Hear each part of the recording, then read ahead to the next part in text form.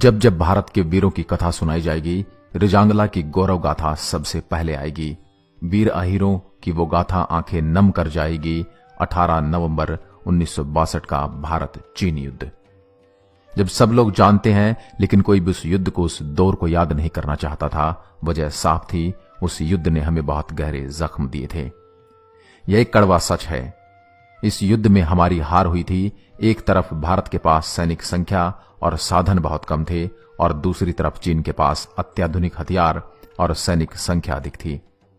लेकिन फिर भी जब हार निश्चित नजर आ रही हो, फिर भी लोग अपनी मातृभूमि के लिए अपनी जान देने के लिए तैयार हो जाते हैं। ऐसे लोगों की ही हमारे देश में सूरवीरों में अति शूरवीर बोला जाता है। 18 नवंबर 1962 दीपावली का दिन, रिजांगला का युद्ध। 13 कुमाऊं रेजिमेंट के 124 यादव सैनिकों ने मेजर शैतान सिंह के नेतृत्व में 1300 चीनी सैनिकों को मार गिराया था। करीब 3000 सैनिकों को बुरी तरह से घायल कर उन्हें पीछे हटने पर मजबूर कर दिया था। मैदानी क्षेत्रों से गए हमारे सैनिकों के लिए हालात अनुकूल नहीं थे। हथियारों में भी हम 19 ही थे। परीक्षा की घड़ी 17 नवंबर की रात तब आई थी जब तूफान के कारण रिजांगला की बर्फीली चोटी पर मोर्चा संभाल रहे इन जवानों का संपर्क बटालियन मुख्यालय से टूट गया। मेजर शैतान सिंह ने 124 सैनिकों से पूछा, अब क्या करना चाहिए?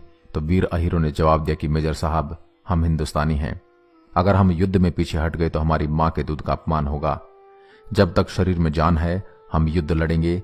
मरने के बाद भी हमारे हाथ से बंदूकें नहीं छूटेंगी। सैनिकों की बात सुनकर मेजर भाटी भी जोश में आ गए। विषम परिस्थितियों के बीच ही 18 नवंबर को तड़के 4 बजे युद्ध शुरू हो गया, लेकिन किसी को इसकी सूचना नहीं मिल पाई।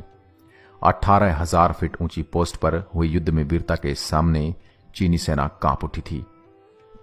भारतीय सेना के पास हथियार बहुत कम और इतने अत्याधुनिक भी नहीं थे, लेकिन चीनी सेना के पास बहुत अधिक संख्या में सैनिक थे और हथियार बहुत ज्यादा और अत्याधुनिक थे। लेकिन इसके बावजूद मेजर शैतान सिंह और उनके 124 सैनिक उन 3000 सैनिकों पर भारी पड़े। भारतीय सैनिक चीनी सैनिकों को चींटियों की तरह मसलते जा रहे थे। उन 124 यादव वीरों ने चीनी सैनिकों को उठा उठाकर पत्थरों पर पटक पटक के मार दिया। और फिर जब यह युद्ध लड़ रहे थे तो सामने चीन के 5000 सैनिक और इधर भारत के 124 सैनिक। 2000 चीनी सैनिकों को भारतीय सैनिकों ने मौत के घाट उतार दिया। जब चीनी सेना थोड़ा पीछे हटने लगी तो उन्हें चीनियों को लगने लगा कि यह जो 124 भारतीय सैनिक दिख रहे हैं, 124 नहीं बड़ी संख्या में है, क्योंकि उन्होंने हमारे 2000 सैनिकों को मौत के घाट उतार दिया। लेकिन भारतीय सैनिक बस 124 वीर अहीर ही थे। लेकिन एक एक भारतीय सैनिक बहुत ज्यादा सैनिकों पर भारी पड़ता था। जब वह युद्ध लड़ रहे थे, इसी बीच मेजर शैतान सिंह जी को गोली लग गई।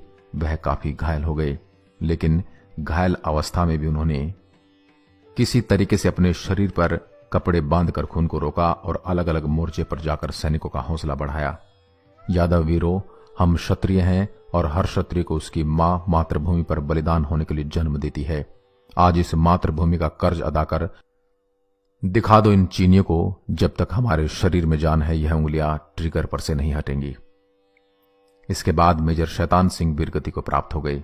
जब भारतीय सैनिकों के पास हथियार खत्म हो गए तो बचे हुए यादव वीरों ने इस बार पूरी जोश के साथ मैदान में जयदादा किशन की भारत माता की जय की जयकार लगाई और बिना हथियार के चीनियों पर हमला कर दिया।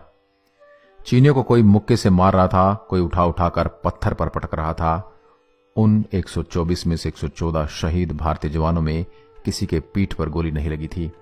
उनकी पूरी छाती गोलियों से छलनी थी और वह युद्ध लड़ते रहे। इस युद्ध में हमारे 114 भारतीय सैनिक शहीद हो गए, लेकिन उन्होंने चीन के 2000 से भी ज्यादा सैनिकों को मिट्टी में मिला दिया। भारतीय सैनिकों की यह वीरता की कहानी कहीं दब कर रह जाती है और लोगों तक पहुंच भी नहीं पाती। बर्फ के अंदर हमारे सभी सैनिकों के शव दब चुके थे, किसी को भी जानकारी नहीं थी। लेकिन वहां पर जो गडरिये थे, उनकी भेड़ें चल रही थी। उन्होंने सैनिकों के शव आधे बाहर देखे तो उन्होंने सूचना इधर उधर दी और भारत सरकार तक सूचना पहुंची। उन्होंने अपने सैनिक टुकड़ी भेजी और जब वह टुकड़ियों ने देखा कि वह टुकड़ी थी जो वहां पर शहीद हो चुकी थी। मेजर शैतान सिंह जी का भी शव मिला, लेकिन उन्होंने देखा सैनिकों के शव को तो उनकी हाथों में अभी भी बंदूक थी और उंगली ट्रिगर पर थी। वाह रे वीर सपूतों, मतलब मृत्यु आ गई, पर लेकिन लड़ने का जज्बा अभी खत्म नहीं हुआ। कई सैनिकों के हाथों में राइफल हथगोले अभी भी हाथों में थे। मतलब जब आखिरी सांस उनकी निकली थी तब तक उनके अंदर लड़ने का वह जज्बा था। और आगे जब सैनिक टुकड़ी गई तो उन्होंने चीनी सैनिकों के भी शव देखे। रेजांगला के युद्ध को विश्व के सबसे महानतम एवं खतरनाक युद्धों में गिना जाता है। दुनिया के इतिहास में ऐसा पहली बार हुआ जब किसी दुश्मन देश ने किसी दुश्मन सैनिक को इतना सम्मान दिया हो, क्योंकि चाइना ने जब हमारे वीर यादव सैनिकों के कफन ओढ़ा के सम्मानित किया और कफन पर चाइना ने लिखा the bravest of the brave वीरहीर। इस युद्ध के बाद रेजांगला पोस्ट पर दिखाई वीरता का सम्मान करते हुए भारत सरकार ने company commander major Shaitan Singh को मरणोपरांत देश के सर्वोच्च वीरता पुरस्कार पदक परमवीर चक्र से अलंकृत किया तथा 8 बचे हुए अन्य जवानों को वीर चक्र, 4 को सेना मेडल व 1 को मेंशन इन डिस्पैच का सम्मान दिया। 114 वीर शहीदों को सम्मान देने के लिए उनकी याद में सरकार ने अहिर धाम का निर्माण करवाया। भारतीय सेना के इतिहास में किसी एक बटालियन को एक साथ बहादुर के इतने पदक अब तक कभी नहीं मिले थे। सरकार ने चार्ली कंपनी की वीरता को देखते हुए बाद में एक अहम निर्णय लेते हुए कंपनी का दोबारा गठन किया तथा इसका नाम रेजांगला रखा।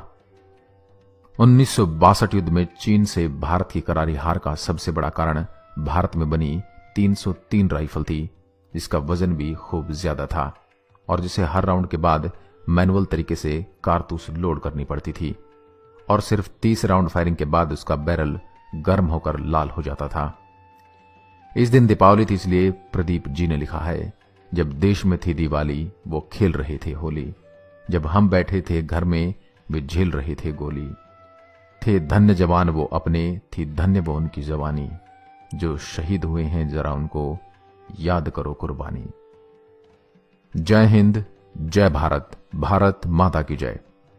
नमस्कार दोस्तों, आशा करता हूं रेजांगला की यह वीर गाथा आपको बेहद पसंद आई होगी। ऐसी ही अन्य वीडियोस के लिए आप हमारे चैनल शब्दबाण को लाइक करें, शेयर करें, सब्सक्राइब करें। एक बार फिर आपसे मुलाकात होगी एक और ऐसी ही वीर गाथा के साथ। तब तक के लिए नमस्कार, जय हिंद, जय भारत, जय जवान।